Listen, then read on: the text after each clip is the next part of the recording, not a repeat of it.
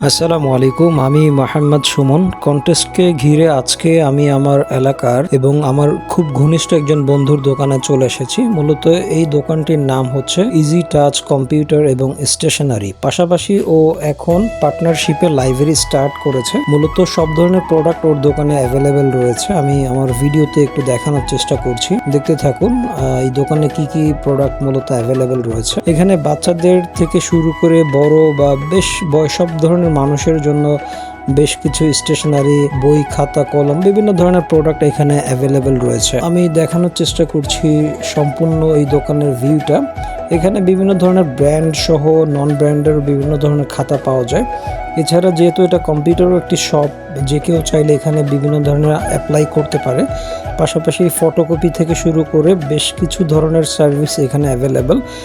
চাইলে যে কেউ এই দোকান থেকে ফটো প্রিন্ট করতে পারে, এই ধরনের সুযোগও রয়েছে।